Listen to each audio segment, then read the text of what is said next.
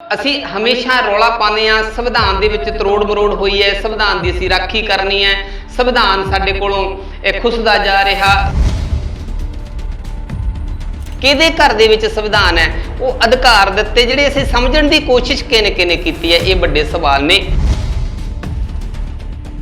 Scheduled caste ਵਿਅਕਤੀ ਦੇ ਜਾਂ ਮੁਹੱਲੇ ਵਿੱਚ ਕੋਈ ਜਾਣ ਬੁੱਝ ਕੇ ਗੰਦ ਪਾਉਂਦਾ ਹੋਵੇ ਜਾਂ ਮੇਰੇ ਘਰ ਦੇ ਸਾਹਮਣੇ ਕੋਈ ਕੂੜੇ ਦਾ ਢੇਰ ਲਾਉਂਦਾ ਹੋਵੇ, ਗੰਦਾ ਪਾਣੀ ਜਮ੍ਹਾਂ ਕਰਦਾ ਹੋਵੇ, ਤਾਂ ਉੱਥੇ ਵੀ ਇਹ ਐਕਟ ਅਪਲਾਈ ਹੁੰਦਾ। ਜੇ ਸ਼ਡਿਊਲਡ ਕਾਸਟ ਕਿਸੇ ਔਰਤ ਨੂੰ ਕੋਈ ਮਾੜੀ ਨੀਅਤ ਨਾਲ ਟੱਚ ਵੀ ਕਰੇ, ਛੂਏ, ਜਿਹਨੂੰ ਛੂਹਣਾ ਕਹਿੰਦੇ ਆਪਾਂ, ਛੂਏ ਵੀ, ਤਾਂ ਵੀ ਐਟਰੋਸਿਟੀ ਐਕਟ ਲੱਗਦਾ। ਕੋਈ ਐਸੀ ਵਿਅਕਤੀ ਦਾ ਕੋਈ ਜਨਰਲ ਕਤਲ ਕਰ ਦਿੰਦਾ ਜਾਂ ਮਾਰਕੁੱਟ ਕਰ ਦਿੰਦਾ, ਉਹ ਵੀ ਕੇਸ ਤੁਹਾਡੇ ਕੋਲ ਆਉਂਦਾ? ਜਦੋਂ ਕਤਲ ਹੁੰਦਾ ਤੇ ਕਤਲ ਕਰਨ ਤੋਂ ਬਾਅਦ ਲੋਕ ਘਰ ਦਾ ਵੀ ਨੁਕਸਾਨ ਕਰ ਜਾਂਦੇ ਆ, ਕਈ ਘਰ ਨੂੰ ਲੂਹ ਦਿੰਦੇ ਆ, ਢਾਹ ਦਿੰਦੇ ਆ ਕਿ ਸਰਕਾਰ ਮੁੜ ਕੇ ਆਪਣੇ ਖਰਚੇ ਤੇ, ਸਟੇਟ ਦੇ ਖਰਚੇ ਦੇ ਉੱਤੇ ਉਹਦਾ ਘਰ ਪੱਕਾ ਬਣਾ ਕੇ ਦੇਵੇ। ਵੀ ਜਨਰਲ ਵਰਗ ਦਾ ਜਿਹੜਾ ਵਿਅਕਤੀ ਜਦੋਂ ਕੋਈ ਵਿਤਕਰਾ ਕਰਦਾ ਆ ਜਾਂ ਉਹ ਤੁਹਾਡੇ ਅਧਿਕਾਰ ਖੋਹਦਾ, ਉਹ ਜਿੰਨੀ ਦੇਰ ਤੱਕ ਉਹਦੇ ਖਿਲਾਫ ਕਾਰਵਾਈ ਨਹੀਂ ਹੋ ਜਾਂਦੀ, FIR ਦਰਜ ਨਹੀਂ ਹੋ ਜਾਂਦੀ, ਚਲਾਨ ਕੋਰਟ ਤੇ ਨਹੀਂ ਚਲੇ ਜਾਂਦਾ, ਕਮਿਸ਼ਨ ਉਨੀ ਦੇਰ ਤੱਕ ਉਹਦਾ ਪਿੱਛਾ ਨਹੀਂ ਛੱਡਦਾ। ਸ਼ਡਿਊਲਡ ਕਾਸਟ ਨੁਮਾਇੰਦੇ ਚਾਹੇ ਚੁਣ ਕੇ ਭੇਜਦੇ ਆ, ਚਾਹੇ ਉਹ MP ਹੈ ਚਾਹੇ ਉਹ MLA, ਕਿ ਉਹ ਸਾਡੇ ਸਮਾਜ ਦੇ ਨੁਮਾਇੰਦੇ ਨਹੀਂ ਰਹੇ, ਕਿ ਇਹ ਲੋਕ ਜਿਹੜੇ ਸਾਡੇ ਜਿਤਾਏ ਅਸੀਂ, ਇਹ ਲੋਕ ਉਹਨਾਂ ਪਾਰਟੀਆਂ ਦੇ ਸੀਰੀ ਲੱਗ ਗਏ। ਇਹ ਸਾਡੇ ਨੁਮਾਇੰਦੇ ਜਾਂਦੇ ਆ, ਹਾਜ਼ਰੀ ਲਾ ਕੇ ਸਿਰਫ ਭੱਤਾ ਲੈ ਕੇ ਵਾਪਸ ਆ ਜਾਂਦੇ ਆ। ਯਾਰ ਦੋਸ਼ੀ ਜਿਹੜਾ ਸੀ ਉਹਨੂੰ ਸਜ਼ਾ ਨਹੀਂ ਮਿਲੀ, ਉਹ ਤਾਂ ਬਾਹਰ ਤੁਰਿਆ ਫਿਰਦਾ। ਉਹਨਾਂ ਦਾ ਵੀ ਆਫ ਦਾ ਰਿਕਾਰਡ ਕਹਿਣਾ ਇਹ ਹੁੰਦਾ ਵੀ ਅਸੀਂ ਫੜਿਆ ਤਾਂ ਦੋਸ਼ੀ ਸੀਗਾ, MLA ਦਾ ਟੈਲੀਫੋਨ ਆ ਗਿਆ ਤੇ ਜਿਹਦੇ ਤੇ ਅਤਿਆਚਾਰ ਹੋਇਆ ਉਹਨੂੰ ਜੇਲ੍ਹ ਭੇਜ ਦਿੱਤਾ। ਜਿਹੜਾ ਪ੍ਰਸ਼ਾਸਨ ਦਾ ਕੰਮ ਜਿਹੜਾ ਆਪਣੇ ਹੱਥਾਂ 'ਚ ਨੁਮਾਇੰਦਿਆਂ ਨੇ ਲੈ ਲਿਆ, ਇਹ ਸੰਵਿਧਾਨ ਦੇ ਉਲਟ ਹੈ।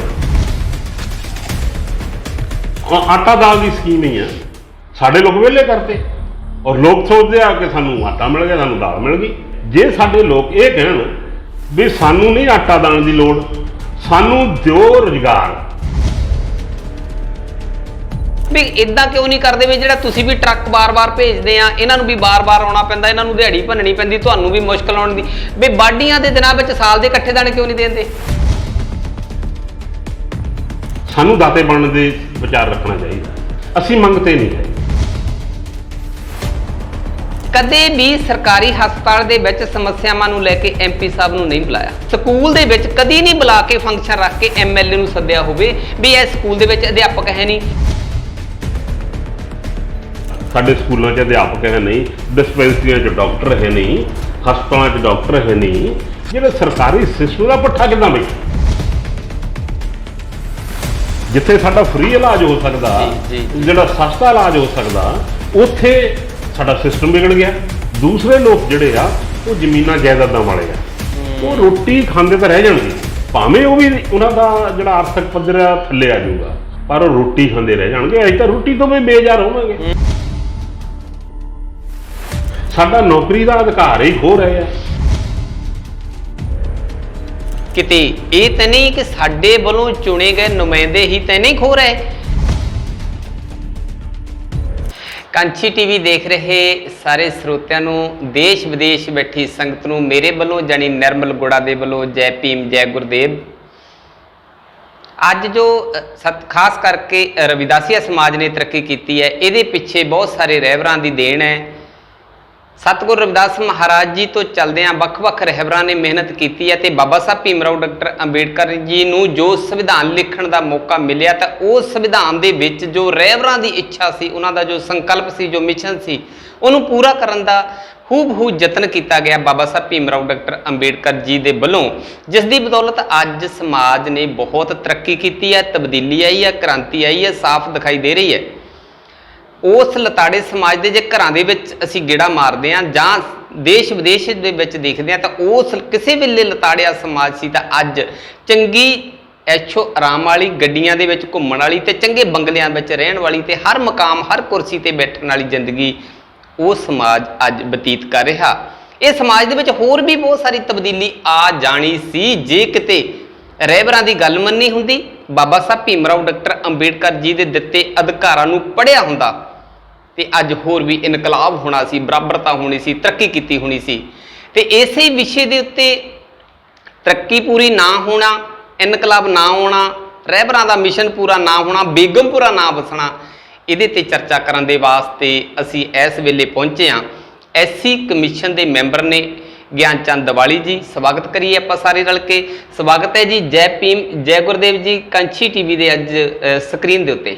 ਬਹੁਤ ਬਹੁਤ ਧੰਨਵਾਦ। ਸਭ ਤੋਂ ਪਹਿਲਾਂ ਤਾਂ ਮੈਂ ਨਿਰਮਲ ਗੁੜਾ ਜੀ ਤੁਹਾਡਾ ਕੰਛੀ ਟੀਵੀ ਵੱਲੋਂ ਜੋ ਅੱਜ ਦਾ ਪ੍ਰੋਗਰਾਮ ਲੈ ਕੇ ਤੁਸੀਂ ਦਾਸ ਦੇ ਘਰ ਆਏ ਹੋ, ਤਾਂ ਮੈਂ ਤੁਹਾਡਾ ਸਵਾਗਤ ਕਰਦਾ ਤੇ ਬਹੁਤ ਬਹੁਤ ਜੀ ਆਇਆਂ ਕਹਿੰਦਾ ਕਿ ਤੁਸੀਂ ਮੇਰੇ ਵਰਗੇ ਇੱਕ ਛੋਟੇ ਜਿਹੇ ਇਨਸਾਨ ਦੇ ਵਿਚਾਰ ਜਿਹੜੇ ਆ ਉਹ ਜਾਣਨ ਲਈ, ਪੂਰੀ ਦੁਨੀਆ ਦੇ ਵਿੱਚ ਉਹਦਾ ਪਸਾਰ ਕਰਨ ਲਈ ਮੇਰੇ ਘਰ ਆਏ ਆ। ਬਹੁਤ ਬਹੁਤ ਆਪਕਾ ਧੰਨਵਾਦ। ਬਹੁਤ ਬਹੁਤ ਧੰਨਵਾਦ ਤੁਹਾਡਾ ਵੀ ਹੈ, ਕਿਉਂਕਿ ਤੁਸੀਂ ਵੀ ਖਾਸ ਕਰਕੇ ਐਸਸੀ ਸਮਾਜ, ਦਲਿਤ ਸਮਾਜ ਦੀਆਂ ਜਿਹੜੀਆਂ ਸਮੱਸਿਆਵਾਂ ਉਹਨਾਂ ਦਾ ਨਿਵਾਰਨ ਕਰਨ ਦੇ ਵਾਸਤੇ, ਉਹਨਾਂ ਤਕਲੀਫਾਂ ਨੂੰ ਕੱਟਣ ਦੇ ਵਾਸਤੇ ਇਸ ਵੇਲੇ ਜਿਹੜੀ ਸਤਿਗੁਰੂ ਰਵਿਦਾਸ ਮਹਾਰਾਜ ਜੀ ਤੇ ਬਾਬਾ ਸਾਹਿਬ ਭੀਮ ਰਾਓ ਡਾਕਟਰ ਅੰਬੇਡਕਰ ਜੀ ਦੀ ਦਿੱਤੀ ਕਲਮ ਦੀ ਬਦੌਲਤ ਅੱਜ ਤੁਸੀਂ ਪੂਰੇ ਪੰਜਾਬ ਦੇ ਵਿੱਚ ਐਸਸੀ ਕਮਿਸ਼ਨ ਦੇ ਮੈਂਬਰ ਹੋ। ਤੇ ਅਸੀਂ ਸੁਣਦੇ ਵੀ ਹਾਂ, ਮੀਡੀਆ ਦੇ ਵਿੱਚ ਦੇਖਦੇ ਵੀ ਹਾਂ, ਤਾਂ ਤੁਸੀਂ ਉਸ ਸਮਾਜ ਦੀ, ਖਾਸ ਕਰਕੇ ਐਸਸੀ ਸਮਾਜ ਦੀਆਂ ਸਮੱਸਿਆਵਾਂ ਦੂਰ ਕਰਨ ਦੇ ਉਪਰਾਲੇ ਵੀ ਕਰਦੇ ਤੇ ਹੋਈਆਂ ਵੀ ਹੈ। ਖਾਸ ਕਰਕੇ ਇੱਕ ਭੁਲੇਖਾ ਹੈ, ਤੁਸੀਂ ਦੇਖ ਰਹੇ ਹੋ ਅੱਜ ਕੰਛੀ ਟੀਵੀ ਦੀ ਸਕਰੀਨ ਤੇ ਕਰੋੜਾਂ ਖਾਸ ਕਰਕੇ ਐਸਸੀ ਵਰਗ ਇਸ ਵੇਲੇ ਦੇਖ ਰਹੇ ਹੋ ਕਿ ਜਿਹੜੀ ਅਸੀਂ ਹਮੇਸ਼ਾ ਰੌਲਾ ਪਾਉਂਦੇ ਹਾਂ, ਸੰਵਿਧਾਨ ਦੇ ਵਿੱਚ ਤਰੋੜ ਮਰੋੜ ਹੋਈ ਹੈ, ਸੰਵਿਧਾਨ ਦੀ ਅਸੀਂ ਰਾਖੀ ਕਰਨੀ ਹੈ, ਸੰਵਿਧਾਨ ਸਾਡੇ ਕੋਲੋਂ ਖੁੱਸਦਾ ਜਾ ਰਿਹਾ, ਸੰਵਿਧਾਨ ਨਾਲ ਤਰੋੜ ਮਰੋੜ ਕੀਤੀ ਜਾ ਰਹੀ ਹੈ। ਪਰ ਸਵਾਲ ਵੱਡਾ ਇਹ ਖੜਾ ਹੁੰਦਾ, ਸੰਵਿਧਾਨ ਨੂੰ ਪੜ੍ਹਿਆ ਕਿਹਨੇ ਆ, ਕਿਹਦੇ ਘਰ ਦੇ ਵਿੱਚ ਸੰਵਿਧਾਨ ਹੈ, ਉਹ ਅਧਿਕਾਰ ਦਿੱਤੇ ਜਿਹੜੇ ਅਸੀਂ ਸਮਝਣ ਦੀ ਕੋਸ਼ਿਸ਼ ਕਿਹਨੇ ਕੀਤੀ ਹੈ, ਇਹ ਵੱਡੇ ਸਵਾਲ ਨੇ। ਠੀਕ, ਅਧਿਕਾਰ ਜਿਹੜੇ ਦਿੱਤੇ ਨੇ, ਸੰਵਿਧਾਨ ਦੀ ਰਾਖੀ ਕਰਨੀ ਸਾਡਾ ਫਰਜ਼ ਬਣਦਾ, ਕਿਉਂਕਿ ਅਸੀਂ ਬਹੁਤ ਤਰੱਕੀ ਕੀਤੀ ਸੰਵਿਧਾਨ ਦੀ ਬਦੌਲਤ, ਪਰ ਉਹਦੇ ਵਿੱਚ ਅਧਿਕਾਰ ਹੈ ਕਿਹੜੇ ਨੇ, ਇਹ ਸਾਡਾ ਭੁਲੇਖਾ ਰਹਿੰਦਾ। ਅੱਜ ਖਾਸ ਕਰਕੇ ਅਸੀਂ ਚਰਚਾ ਕਰਾਂਗੇ ਐਸਸੀ ਕਮਿਸ਼ਨ ਦੇ ਮੈਂਬਰ ਗਿਆਨ ਚੰਦ ਦੀਵਾਲੀ ਦੇ ਨਾਲ। ਅਸੀਂ ਚਰਚਾ ਕਰਾਂਗੇ ਕਿ ਐਸਸੀ ਐਕਟ ਜਿਹੜਾ ਹੈ ਉਹ ਬਹੁਤ ਸਾਰਾ ਅਜੇ ਤੱਕ ਭੁਲੇਖਾ ਇਹੀ ਬਹੁਤ ਸਾਰੇ ਸਮਾਜ ਦੇ ਵਿੱਚ ਰਿਹਾ, ਨਾ ਜਾਗਰੂਕਤਾ ਹੋਣ ਕਰਕੇ ਕਿ ਇਹ ਸਿਰਫ ਤੇ ਸਿਰਫ ਸੇ ਜੇ ਸਾਨੂੰ ਜਾਤੀ ਸੂਚਕ ਸ਼ਬਦ ਵਰਤੇ ਨੇ ਤਦ ਹੀ ਲੱਗਦਾ ਹੈ, ਬਾਕੀ ਕਿੱਥੇ ਲੱਗਦਾ ਸਾਨੂੰ ਕੋਈ ਪਤਾ ਨਹੀਂ, ਸਾਡੇ ਅਧਿਕਾਰ ਕਿਹੜੇ ਪਤਾ ਨਹੀਂ, ਅਧਿਕਾਰਾਂ ਤੇ ਡਾਕਾ ਕਿੱਥੇ ਵੱਜਦਾ ਕੋਈ ਪਤਾ ਨਹੀਂ। ਆਪਾਂ ਚਰਚਾ ਕਰਾਂਗੇ। ਦੀਵਾਲੀ ਸਾਹਿਬ, ਸਭ ਤੋਂ ਪਹਿਲਾਂ ਤਾਂ ਇਹ ਅਸੀਂ ਜਾਣਨਾ ਚਾਹੁੰਦੇ, ਖਾਸ ਕਰਕੇ ਸਰੋਤੇ ਜਾਣਨਾ ਚਾਹੁੰਦੇ ਨੇ, ਖਾਸ ਕਰਕੇ ਜਿਹੜੀ ਤੁਹਾਡੇ ਕੋਲ ਡਿਊਟੀ ਹੈ ਐਸਸੀ ਕਮਿਸ਼ਨ ਦੇ ਮੈਂਬਰ ਹੋਣ ਦੇ ਨਾਤੇ, ਵੀ ਜਿਹੜੇ ਦਲਿਤ ਸਮਾਜ ਹੈ, ਖਾਸ ਕਰਕੇ ਐਸਸੀ ਸਮਾਜ ਹੈ, ਜਿੱਥੇ ਉਹਦੇ ਨਾਲ ਧੱਕਾ ਹੁੰਦਾ, ਇਹ ਐਕਟ ਜਿਹੜਾ ਆ ਉਹ ਕਿੱਥੇ ਲੱਗਦਾ ਹੈ, ਕਿੱਥੇ ਧੱਕਾ ਸਹਿਣ ਤੋਂ, ਧੱਕਾ ਹੋਣ ਤੋਂ ਬਚਾਅ ਕੀਤਾ ਜਾ ਸਕਦਾ ਸਮਾਜ ਨੂੰ, ਕੀ ਕਹਿਣਾ ਚਾਹੋਗੇ? ਤੁਹਾਡੀ ਗੱਲ ਗੁਣਾ ਜੀ ਬਿਲਕੁਲ ਦਰੁਸਤ ਆ ਕਿ ਸਾਡੇ ਸਮਾਜ ਦੇ ਬਹੁਤ ਸਾਰੇ ਲੋਕਾਂ ਨੂੰ ਇਸ ਜਿਹੜਾ ਅਤਿਆਚਾਰ ਨਿਵਾਰਨ ਐਕਟ 1999 ਬਣਿਆ ਸੀ ਉਹਦੇ ਬਾਰੇ, ਪੂਰੀ ਪਰਸੈਪਸ਼ਨ ਦੇ ਬਾਰੇ ਉਹ ਜਾਣਕਾਰੀ ਨਹੀਂ ਹੈਗੀ। ਆਮ ਪਰਸੈਪਸ਼ਨ ਲੋਕਾਂ ਦੇ ਵਿੱਚ ਅਜੇ ਤੱਕ ਜੋ ਗਈ ਆ ਕਿ ਸਾਨੂੰ ਜਾਤੀ ਸੂਚਕ ਸ਼ਬਦ ਬੋਲੇ ਗਏ, ਜਾਤ ਦੇ ਆਧਾਰ 'ਤੇ ਬੋਲਿਆ ਗਿਆ ਤਾਂ ਹੀ ਇਹ ਐਕਟ ਲੱਗਣਾ। ਤੇ ਆਮ ਜਿਹੜੀਆਂ ਸਾਡੇ ਕੋਲ ਕਮਿਸ਼ਨ ਦੇ ਕੋਲ ਸ਼ਿਕਾਇਤਾਂ ਆਉਂਦੀਆਂ, ਭਾਵੇਂ ਉਹਦੇ ਪਿੱਛੇ ਕੋਈ ਵਜ੍ਹਾ ਰੰਜਿਸ਼ ਕੋਈ ਹੋਰ ਹੋਵੇ, ਪਰ ਲੋਕ ਇਹ ਲਾਈਨਾਂ ਜ਼ਰੂਰ ਲਿਖ ਦਿੰਦੇ ਆ ਤਾਂ ਕਿ ਕਮਿਸ਼ਨ ਜਿਹੜਾ ਹੈ ਉਹ ਇਹਦੇ 'ਚ ਦਖਲ ਦੇਵੇ। ਪਰ ਮੈਂ ਇਹ ਦੱਸਣਾ ਚਾਹੁੰਦਾ ਇੱਥੇ ਆਪਣੇ ਸਮਾਜ ਦੇ ਸਾਰੇ ਲੋਕਾਂ ਨੂੰ ਕਿ ਇਹ ਜਿਹੜੀਆਂ 19-20 ਉਹਦੇ ਵਿੱਚ ਐਕਟ ਦੇ ਵਿੱਚ ਪ੍ਰੋਵੀਜ਼ਨਸ ਹੈਗੀਆਂ ਆ ਜੀ, ਉਹਨਾਂ ਪ੍ਰੋਵੀਜ਼ਨਾਂ ਦੇ ਵਿੱਚੋਂ ਇੱਕ ਪ੍ਰੋਵੀਜ਼ਨ ਇਹ ਆ ਜੀ, ਬਾਕੀ ਪ੍ਰੋਵੀਜ਼ਨਸ ਹੋਰ ਬਹੁਤ ਸਾਰੀਆਂ ਜਿਨ੍ਹਾਂ ਦੇ ਕਾਰਨ ਐਟਰੋਸਿਟੀ ਐਕਟ ਜਿਹੜਾ ਅਪਲਾਈ ਹੁੰਦਾ ਜੀ।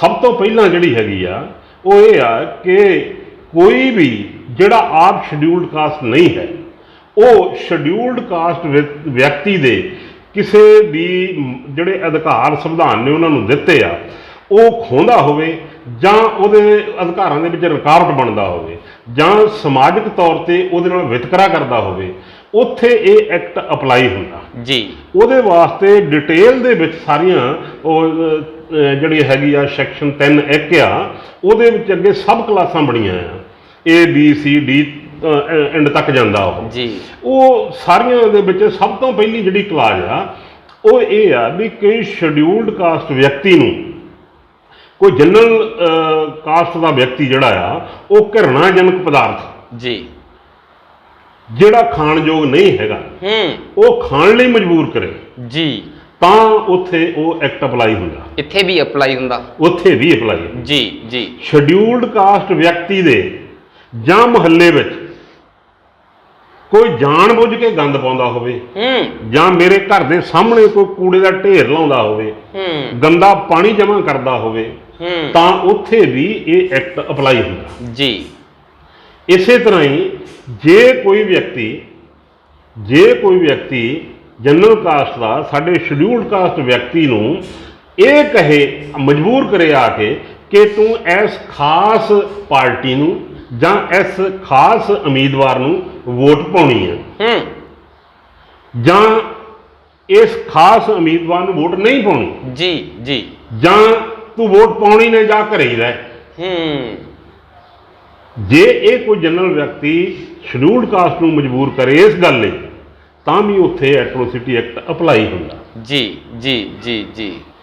ਜਾਂ ਜਿਹੜੇ ਲੋਕ ਦੂਸਰੇ ਜਨਰਲ ਕਾਸਟ ਦੇ ਉਹ ਥਾਵਾਂ ਤੇ ਜਾ ਸਕਦੇ ਹੋਣ, ਜਿਵੇਂ ਪਲੇਗਰਾਊਂਡ ਆ, ਕੋਈ ਸਿਨੇਮਾ ਹਾਲ ਆ, ਕੋਈ ਧਾਰਮਿਕ ਸਥਾਨ ਹੈ ਜੀ, ਕੋਈ ਪੂਜਣਯੋਗ ਹੋਰ ਸਥਾਨ ਹੈ, ਉੱਥੇ ਜਨਰਲ ਵਰਗ ਦਾ ਤਾਂ ਜਾ ਸਕਦਾ ਹੋਵੇ, ਸ਼ਡਿਊਲਡ ਕਾਸਟ ਨੂੰ ਉੱਥੇ ਕੋਈ ਰੋਕਦਾ ਹੋਵੇ ਵੀ ਤੂੰ ਇਸ ਰਸਤੇ ਨਹੀਂ ਜਾਣਾ ਜੀ, ਤੂੰ ਇਸ ਸਥਾਨ ਤੇ ਨਹੀਂ ਜਾ ਸਕਦਾ, ਉੱਥੇ ਵੀ ਐਕਟ ਅਪਲਾਈ ਹੁੰਦਾ ਜੀ। ਇਸੇ ਤਰ੍ਹਾਂ ਹੀ ਜਿਹੜੀ ਨੌਕਰੀ ਕੋਈ ਜਨਰਲ ਵਰਗ ਦਾ ਵਿਅਕਤੀ ਕਰ ਸਕਦਾ ਹੋਵੇ, ਤਾਂ ਕੋਈ ਸ਼ਡਿਊਲਡ ਕਾਸਟ ਨੂੰ ਇਹ ਰੋਕਦਾ ਹੋਵੇ ਵੀ ਤੈਨੂੰ ਇਹ ਨੌਕਰੀ ਨਹੀਂ ਕਰ ਸਕਦਾ, ਤੂੰ ਇਹ ਕਿੱਤਾ ਨਹੀਂ ਕਰ ਸਕਦਾ ਜੀ ਜੀ। ਮੰਨ ਲਓ ਜਿਵੇਂ ਵਪਾਰ ਆ, ਜੇ ਸਾਨੂੰ ਸ਼ਡਿਊਲਡ ਕਾਸਟ ਨੂੰ ਕੋਈ ਕਹੇ ਕਿ ਤੁਸੀਂ ਵਪਾਰ ਨਹੀਂ ਕਰ ਸਕਦੇ, ਤੂੰ ਪੜ੍ਹਾਉਣ ਦਾ ਕਿੱਤਾ ਨਹੀਂ ਕਰ ਸਕਦਾ, ਤਾਂ ਉੱਥੇ ਵੀ ਇਹ ਐਕਟ ਅਪਲਾਈ ਹੁੰਦਾ ਜੀ ਜੀ। ਆਮ ਰਸਤਾ, ਜੇ ਕੋਈ ਆਮ ਰਸਤਾ ਉਹ ਰਸਤੇ ਤੇ ਜਾਣ ਤੋਂ ਸ਼ਡਿਊਲਡ ਕਾਸਟ ਨੂੰ ਰੋਕੇ ਜਿੱਥੇ ਜਨਰਲ ਵਰਗ ਦੇ ਲੋਕ ਜਾ ਸਕਦੇ ਆ, ਤਾਂ ਵੀ ਉੱਥੇ ਐਕਟ ਅਪਲਾਈ ਹੁੰਦਾ ਜੀ। ਕੋਈ ਸਾਡੀ ਸ਼ਡਿਊਲਡ ਕਾਸਟ ਔਰਤ ਆ, ਉਹ ਔਰਤ ਦਾ ਕੋਈ ਸੈਕਸੁਅਲ ਨੇਚਰ ਦੇ ਨਾਲ ਪਿੱਛਾ ਕਰੇ, ਸਿਰਫ ਉਹਨੂੰ ਛੇੜੇ ਨਹੀਂ, ਪਿੱਛਾ ਹੀ ਕਰੇ, ਤਾਂ ਵੀ ਐਕਟ ਅਪਲਾਈ ਹੁੰਦਾ ਜੀ ਜੀ। ਜੇ ਸ਼ਡਿਊਲਡ ਕਾਸਟ ਕਿਸੇ ਔਰਤ ਨੂੰ ਕੋਈ ਮਾੜੀ ਨੀਅਤ ਨਾਲ ਟੱਚ ਵੀ ਕਰੇ, ਛੂਏ, ਜਿਹਨੂੰ ਛੂਣਾ ਕਹਿੰਦੇ ਆਪਾਂ, ਛੂਏ ਵੀ, ਤਾਂ ਵੀ ਐਟਰੋਸਿਟੀ ਐਕਟ ਲੱਗਦਾ ਜੀ ਜੀ ਜੀ ਜੀ। ਕੋਈ ਸ਼ਡਿਊਲਡ ਕਾਸਟ ਔਰਤਾਂ ਨੂੰ, ਜਿਵੇਂ ਦੱਖਣ ਦੇ ਵਿੱਚ ਸਾਡੇ ਦੇਸ਼ ਦੇ ਵਿੱਚ ਪ੍ਰਥਾ, ਦੇਵਦਾਸੀ ਪ੍ਰਥਾ, ਜੀ ਜੀ, ਦੇਵਦਾਸੀ ਬਣਨ ਲਈ ਕੋਈ ਮਜਬੂਰ ਕਰੇ ਜਾਂ ਪ੍ਰੇਰੇ, ਤਾਂ ਵੀ ਐਟਰੋਸਿਟੀ ਐਕਟ ਲੱਗਦਾ ਜੀ ਜੀ ਜੀ ਜੀ। ਸਾਡੇ ਸ਼ਡਿਊਲਡ ਕਾਸਟਾਂ ਦੇ ਜੰਗਲ ਦੇ ਅਧਿਕਾਰ ਨੂੰ ਕੋਈ ਖੋਹਦਾ ਹੋਵੇ, ਜਿਹੜੇ ਆਮ ਕਰਕੇ ਸਾਡੇ ਛੱਤੀਸਗੜ੍ਹ ਏਰੀਆ ਹੈ, ਉੜੀਸਾ ਹੈ, ਜਿੱਥੇ ਅੱਜ ਕੱਲ੍ਹ ਨਕਸਲਵਾੜੀ ਮੂਵਮੈਂਟ ਜਿਹਨੂੰ ਕਹਿੰਦੇ ਆਪਾਂ, ਉਹ ਸਿਰਫ ਇਹਨਾਂ ਅਧਿਕਾਰਾਂ ਨੇ ਖੋਹਣ ਤੋਂ ਹੀ ਸ਼ੁਰੂ ਹੋਈ ਹੋਈ ਆ। ਜੰਗਲ ਦੇ ਜਿਹੜੇ ਕੁਦਰਤੀ ਅਧਿਕਾਰ ਆ ਜੀ, ਕੁਦਰਤੀ ਅਧਿਕਾਰ ਵੀ ਸਾਡੇ ਜਿਹੜਾ ਕੋਈ ਖੋਵੇ ਜੀ, ਤਾਂ ਉੱਥੇ ਵੀ ਐਟਰੋਸਿਟੀ ਐਕਟ ਅਪਲਾਈ ਹੁੰਦਾ ਜੀ ਜੀ ਜੀ ਜੀ। ਇਸੇ ਤਰ੍ਹਾਂ ਹੀ ਜਿਹੜਾ ਪਾਣੀ ਹੈ ਸਾਡੇ ਸ਼ਡਿਊਲਡ ਕਾਸਟਾਂ ਦੇ ਮੁਹੱਲਿਆਂ ਦੇ ਵਿੱਚ ਜਾਂ ਸ਼ਡਿਊਲਡ ਕਾਸਟਾਂ ਦੇ ਪਿੰਡਾਂ ਦੇ ਵਿੱਚ, ਉਹ ਪਾਣੀ ਜਿਹੜਾ ਅਸੀਂ ਵਰਤੋਂ 'ਚ ਲੈ ਕੇ ਆਉਂਦੇ, ਚਾਹੇ ਉਹ ਪੀਣ ਲਈ ਲੈਣ ਆਉਂਦੇ ਆ, ਚਾਹੇ ਉਹ ਨਹਾਉਣ ਲਈ ਲੈ ਕੇ ਆਉਂਦੇ ਆ, ਉਸ ਪਾਣੀ ਨੂੰ ਜੇ ਕੋਈ ਗੰਧਲਾ ਕਰਦਾ, ਉਹ ਸਾਡੇ ਵਰਤੋਂਯੋਗ ਨਾ ਰਹੇ, ਤਾਂ ਉੱਥੇ ਵੀ ਐਟਰੋਸਿਟੀ ਐਕਟ ਅਪਲਾਈ ਹੁੰਦਾ ਜੀ ਜੀ। ਉਹ ਪਾਣੀ ਜਾਂ ਉਹ ਖੂਹ ਜਾਂ ਉਹ ਨਲ ਜਿੱਥੋਂ ਜਨਰਲ ਵਰਗ ਦੇ ਵਿਅਕਤੀ ਤਾਂ ਪਾਣੀ ਪੀ ਸਕਦੇ ਹੋਣ, ਤੇ ਸਾਡੇ ਵਿਅਕਤੀ ਨੂੰ ਉੱਥੋਂ ਰੋਕਿਆ ਜਾਵੇ, ਤਾਂ ਵੀ ਐਟਰੋਸਿਟੀ ਐਕਟ ਅਪਲਾਈ ਹੁੰਦਾ ਜੀ। ਇਸ ਤਰ੍ਹਾਂ ਦੀਆਂ ਬਹੁਤ ਸਾਰੀਆਂ ਹੋਰ ਪ੍ਰੋਵੀਜ਼ਨਸ ਹੈਗੀਆਂ ਆ ਜਿਨ੍ਹਾਂ ਦੇ ਕਾਰਨ ਐਟਰੋਸਿਟੀ ਐਕਟ ਅਪਲਾਈ ਹੁੰਦਾ। ਪਰ ਸਾਡੀ ਬਦਕਿਸਮਤੀ ਇਹ ਹੈ ਕਿ ਬਹੁਤ ਸਾਰੇ ਸਾਡਾ ਜਿਹੜਾ ਸਮਾਜ ਦਾ ਸੈਕਸ਼ਨ ਆ, ਪੜ੍ਹਿਆ ਲਿਖਿਆ ਸੈਕਸ਼ਨ ਵੀ ਆ, ਉਹਨਾਂ ਨੂੰ ਇਹਨਾਂ ਬਾਰੇ ਜਾਣਕਾਰੀ ਘੱਟ ਰਹੀ। ਹੁਣ ਅਸੀਂ ਕਮਿਸ਼ਨ ਦੇ ਵੱਲੋਂ ਇੱਕ ਉਪਰਾਲਾ ਇਹ ਕਰ ਰਹੇ ਹਾਂ ਜੀ ਕਿ ਇਹ ਜਾਣਕਾਰੀ ਲੋਕਾਂ ਨੂੰ ਗਰਾਊਂਡ ਪੱਧਰ ਤੇ, ਜ਼ਮੀਨੀ ਪੱਧਰ ਤੇ ਇਹ ਜਾਣਕਾਰੀ ਹੋਵੇ ਤਾਂ ਕਿ ਲੋਕ ਜਿਹੜੇ ਆ ਉਹ ਆਪਣੇ ਅਧਿਕਾਰਾਂ ਨੂੰ ਸੁਰੱਖਿਅਤ ਕਰ ਸਕਣ। ਤੇ ਜਿਹੜਾ ਕੋਈ ਉਹਨਾਂ ਨਾਲ ਸਮਾਜਿਕ ਤੌਰ ਤੇ ਵਿਤਕਰਾ ਕਰਦਾ ਜਾਂ ਉਹਨਾਂ ਦੀ ਆਰਥਿਕ ਤਰੱਕੀ ਦੇ ਰਸਤੇ ਵਿੱਚ ਰੁਕਾਵਟ ਬਣਦਾ ਤਾਂ ਉਹਨਾਂ ਲੋਕਾਂ ਨੂੰ ਅਸੀਂ ਸਜ਼ਾ ਵੀ ਦਵਾ ਸਕੀਏ। ਤੇ ਇਸ ਵਾਸਤੇ ਅਸੀਂ ਐਸਸੀ ਕਮਿਸ਼ਨ ਵੱਲੋਂ ਜਾਗਰੂਕਤਾ ਕੈਂਪਾਂ ਦੀ ਇੱਕ ਲੜੀ ਸ਼ੁਰੂ ਕੀਤੀ ਹੈ। ਜੀ ਅਸੀਂ ਤੁਹਾਡੇ ਮਾਧਿਅਮ ਦੇ ਰਾਹੀਂ ਜੀ ਇਹ ਆਪਣੇ ਸਮਾਜ ਦੇ ਲੋਕਾਂ ਨੂੰ ਤੇ ਆਪਣੇ ਸਮਾਜ ਦੀਆਂ ਜਿਹੜੀਆਂ ਸਮਾਜ ਸੇਵੀ ਸੰਸਥਾਵਾਂ ਆ ਉਹਨਾਂ ਨੂੰ ਇਹ ਕਹਿਣਾ ਚਾਹੁੰਦੇ ਆ ਕਿ ਤੁਸੀਂ ਇਸ ਤਰ੍ਹਾਂ ਦੇ ਕੈਂਪ ਆਰਗੇਨਾਈਜ਼ ਕਰਨ ਦੇ ਵਿੱਚ ਐਸਸੀ ਕਮਿਸ਼ਨ ਦਾ ਸਾਥ ਦਿਓ ਤਾਂ ਕਿ ਆਪਾਂ ਇੱਕ ਅਵੇਅਰਨੈਸ ਜਿਹੜੀ ਹੈਗੀ ਆ ਉਹ ਆਮ ਲੋਕਾਂ ਦੇ ਵਿੱਚ ਕਰ ਸਕੀਏ। ਸਰ ਜੀ, ਜਿਵੇਂ ਤੁਸੀਂ ਇਹ ਗੱਲ ਕਹੀ ਹੈ ਕਿ ਜਿਹੜਾ ਖਾਸ ਕਰਕੇ ਐਸਸੀ ਵਰਗ ਦੇ ਨਾਲ ਕੋਈ ਵੀ ਇਦਾਂ ਦਾ ਵਿਤਕਰਾ ਕਰਦਾ ਆ, ਵਿਤਕਰਾ ਕਰਨ ਵਾਲਾ ਜਿਹੜਾ ਉਹ ਜਨਰਲ ਹੋਣਾ ਚਾਹੀਦਾ ਤਦ ਇਹ ਲਾਗੂ ਹੁੰਦਾ? ਹਾਂ ਬਿਲਕੁਲ, ਵਿਤਕਰਾ ਕਰਨ ਵਾਲਾ ਜੇ ਜਨਰਲ ਆ ਤਾਂ ਹੀ ਐਸਸੀ ਐਕਟ ਅਪਲਾਈ ਹੋਣਾ।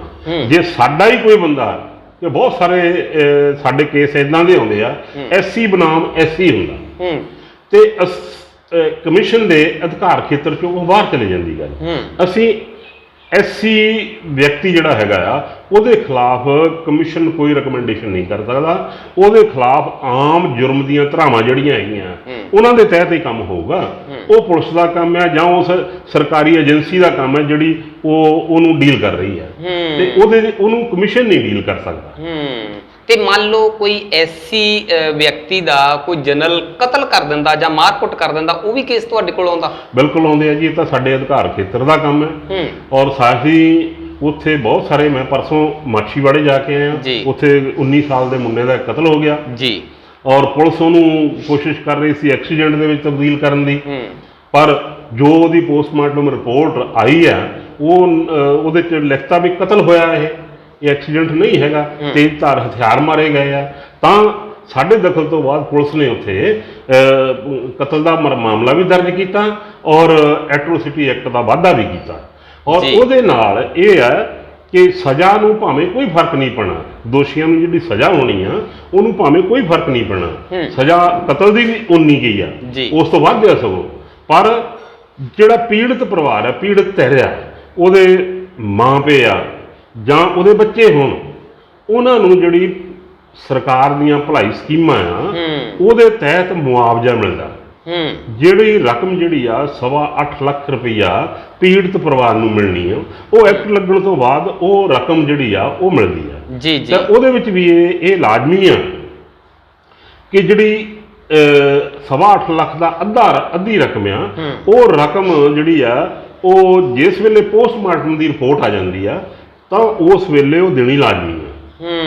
ਤੇ ਅੱਧੀ ਰਕਮ ਜਿਹੜੀ ਆ ਉਹਦੇ ਚੋਂ ਜਿਹੜੀ ਆ ਉਹ ਜਿਸ ਵੇਲੇ ਪੁਲਿਸ ਜਿਹੜੀ ਆ ਚਲਾਨ ਟੂ ਕੋਟ ਕਰ ਦਿੰਦੀ ਆ ਤੇ ਅੱਧੀ ਰਕਮ ਉਸ ਵੇਲੇ ਪੀੜਤ ਧਿਰ ਨੂੰ ਮਿਲਦੀ ਆ। ਇਹਦੇ ਨਾਲ ਜਿਹੜਾ ਬੰਦੇ ਦਾ ਨੁਕਸਾਨ ਹੋ ਗਿਆ, ਜਾਨੀ ਨੁਕਸਾਨ ਹੋ ਗਿਆ, ਭਾਵੇਂ ਉਹਦੀ ਪੂਰਤੀ ਨਹੀਂ ਹੁੰਦੀ ਪਰ ਪਰਿਵਾਰ ਨੂੰ ਕੁਝ ਆਰਥਿਕ ਰਾਹਤ ਮਿਲਦੀ ਹੈ ਜਿਹਦੇ ਨਾਲ ਉਹ ਦੁਬਾਰਾ ਆਪਣੇ ਪੈਰਾਂ ਤੇ ਖੜਾ ਹੋ ਸਕਦਾ ਹੈ। ਕਈ ਪਰਿਵਾਰਾਂ ਦੇ ਵਿੱਚ ਇੱਕੋ ਹੀ ਇੱਕ ਉਹੋ ਹੀ ਕਮਾਊ ਹੁੰਦਾ ਬਿਲਕੁਲ, ਤੇ ਉਹਦਾ ਕਤਲ ਹੋ ਜਾਏ, ਬਿਲਕੁਲ ਉਹਨੂੰ ਕੋਈ ਮਾਰ ਦੇਵੇ ਤਾਂ ਜਿਹੜਾ ਉਹਦੇ ਨਾਲ ਜਿਹੜਾ ਐਸਸੀ ਕਮਿਸ਼ਨ ਜਦੋਂ ਉਹਦੇ 'ਚ ਦਖਲ ਕਰਦਾ ਤੇ ਅਸੀਂ ਉੱਥੇ ਸਰਕਾਰ ਨੂੰ ਰਿਕਮੈਂਡ ਕਰਦੇ ਹਾਂ ਕਿ ਇੱਥੇ ਕੋਈ ਕਮਾਊ ਨਹੀਂ ਰਹਿ ਗਿਆ ਔਰ ਇਹਨਾਂ ਨੂੰ ਨੌਕਰੀ ਵੀ ਦਿੱਤੀ ਜਾਵੇ। ਉਹ ਐਕਟ ਦੇ ਵਿੱਚ ਪ੍ਰੋਵੀਜ਼ਨ ਹੈਗੀ ਆ, ਪਰਿਵਾਰ ਦੇ ਇੱਕ ਮੈਂਬਰ ਨੂੰ ਨੌਕਰੀ ਦੇਣੀ ਆ। ਜੇ ਮੰਨ ਲਓ ਜਦੋਂ ਕਤਲ ਹੁੰਦਾ, ਬਹੁਤ ਸਾਰੇ ਥਾਵਾਂ 'ਤੇ ਇਹੋ ਜਿਹੀਆਂ ਇਨਸੀਡੈਂਟਸ ਵੀ ਸਾਹਮਣੇ ਆਉਂਦੀਆਂ ਕਿ ਕਤਲ ਕਰਨ ਤੋਂ ਬਾਅਦ ਲੋਕ ਘਰ ਦਾ ਵੀ ਨੁਕਸਾਨ ਕਰ ਜਾਂਦੇ ਆ, ਕਈ ਘਰ ਨੂੰ ਲੂਹ ਦਿੰਦੇ ਆ, ਢਾਹ ਦਿੰਦੇ ਆ। ਤੇ ਉੱਥੇ ਇਹ ਵੀ ਪ੍ਰੋਵੀਜ਼ਨ ਹੈਗੀ ਆ ਕਿ ਸਰਕਾਰ ਮੁੜ ਕੇ ਆਪਣੇ ਖਰਚੇ ਤੇ, ਸਟੇਟ ਦੇ ਖਰਚੇ ਦੇ ਉੱਤੇ ਉਹਦਾ ਘਰ ਪੱਕਾ ਬਣਾ ਕੇ ਦੇਵੇ ਔਰ ਜਿਹੜੇ ਉਹਦੇ ਬੱਚੇ ਮਾਈਨਰ ਆ ਉਹ ਪੜ੍ਹਦੇ ਆ ਤੇ ਉਹਨਾਂ ਦੀ ਪੜ੍ਹਾਈ ਦਾ ਪ੍ਰਬੰਧ ਜਿਹੜਾ ਆ ਉਹ ਸਰਕਾਰ ਕਰੇ, ਉਹਦੀਆਂ ਫੀਸਾਂ ਦੇਵੇ। ਜੇ ਮੰਨ ਲਓ ਕੋਈ ਉਸ ਘਰ ਦੇ ਵਿੱਚ ਸਿਆਣਾ ਬੰਦਾ ਰਹਿ ਹੀ ਨਹੀਂ ਗਿਆ, ਸਿਰਫ ਬੱਚੇ ਹੀ ਆ, ਤਾਂ ਵੀ ਸਰਕਾਰ ਦੀ ਡਿਊਟੀ ਬਣਦੀ ਆ ਕਿ ਉਹ ਬੱਚਿਆਂ ਨੂੰ ਕਿਸੇ ਐਸੀ ਸੰਸਥਾ ਕੋਲ ਛੱਡੇ, ਕਿਸੇ ਸਕੂਲ ਦੇ ਹੋਸਟਲ 'ਚ ਛੱਡੇ, ਕਿਸੇ ਐਸੇ ਧਾਰਮਿਕ ਸਥਾਨ 'ਤੇ ਛੱਡੇ ਜਿੱਥੇ ਉਹਨਾਂ ਦੀ ਪਰਵਰਿਸ਼ ਵੀ ਹੋਵੇ ਔਰ ਉਹਨਾਂ ਦੀ ਪੜ੍ਹਾਈ ਦਾ ਖਰਚਾ ਵੀ ਸਰਕਾਰ ਦੇਵੇ, ਉਹ ਪੜ੍ਹ ਵੀ ਲੈਣ। ਇਹ ਸਾਰਾ ਐਟਰੋਸਿਟੀ ਐਕਟ ਦੇ ਤਹਿਤ ਸਾਰਾ ਕੁਝ ਕਵਰ ਹੁੰਦਾ। ਜਿੰਨਾ ਕੁ ਵੀ ਅਸੀਂ ਸੀਨਾ ਤਾਣ ਕੇ ਤੁਰਦੇ ਹਾਂ ਤੇ ਇਹ ਬਾਬਾ ਸਾਹਿਬ ਭੀਮ ਰਾਓ ਡਾਕਟਰ ਅੰਬੇਡਕਰ ਜੀ ਵੱਲੋਂ ਦਿੱਤੇ ਸੰਵਿਧਾਨਕ ਹੱਕਾਂ ਤੇ ਅਧਿਕਾਰਾਂ ਦੀ ਬਦੌਲਤ ਹੈ। ਇੱਥੇ ਗੱਲ ਆਪਾਂ ਦੀਵਾਲੀ ਸਾਹਿਬ ਤੋਂ ਪੁੱਛ ਲਈਏ ਕਿ ਮੰਨ ਲਓ ਕਿਸੇ ਨਾਲ ਕੋਈ ਜਾਤੀ ਵਿਤਕਰਾ ਹੋਇਆ, ਜਿਹੜੀ ਤੁਸੀਂ ਦੱਸੀਆਂ ਹੈਗੀਆਂ, ਤੇ ਉਹ ਤੁਹਾਡੇ ਤੱਕ ਪਹੁੰਚ ਕਿਵੇਂ ਕਰੇ? ਕੀ ਉਹਨੂੰ ਵਕੀਲ ਕਰਨਾ ਪਏਗਾ ਜਾਂ ਉਹ ਸਿੱਧੀ ਐਪਲੀਕੇਸ਼ਨ ਲੈ ਕੇ ਤੁਹਾਡੇ ਕੋਲ ਆ ਸਕਦਾ?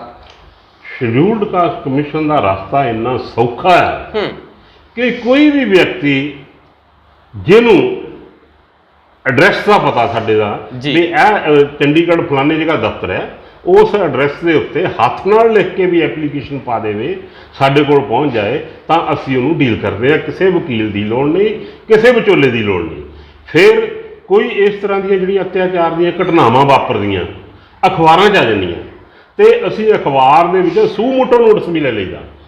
ਕੋਈ ਉਹਦਾ ਧਿਰ ਬਣੇ ਨਾ ਬਣੇ, ਕਮਿਸ਼ਨ ਉਹਦੀ ਆਪ ਖੁਦ ਧਿਰ ਬਣ ਜਾਂਦਾ ਤੇ ਅਸੀਂ ਉਸ ਦੀ ਵੀ ਪੜਤਾਲ ਕਰਾ ਕੇ ਪੀੜਤ ਧਿਰ ਨੂੰ ਇਨਸਾਫ ਦਿਵਾਉਂਦੇ ਹਾਂ। ਸਰ ਜੀ, ਬਹੁਤ ਵਾਰ ਅਕਸਰ ਅਸੀਂ ਸਮਾਜ ਦੇ ਵਿੱਚ ਇਹ ਘਟਨਾਵਾਂ ਵਾਪਰਦੀਆਂ ਦੇਖਦੇ ਹਾਂ। ਕਈ ਵਾਰ ਉਹ ਬਹੁਤ ਜਿਵੇਂ ਐਸਸੀ ਤੇ ਜਨਰਲ ਦੀ ਗੱਲ ਆਪਾਂ ਕਰ ਰਹੇ ਹਾਂ, ਵੈਸੇ ਤਾਂ ਵਿਤਕਰਾ ਖਤਮ ਹੋਣਾ ਚਾਹੀਦਾ। ਵਿਤਕਰਾ ਇਸੇ ਕਰਕੇ ਖਤਮ ਨਹੀਂ ਹੋ ਸਕਿਆ ਕਿਉਂਕਿ ਬਰਾਬਰਤਾ ਨਹੀਂ ਆਈ।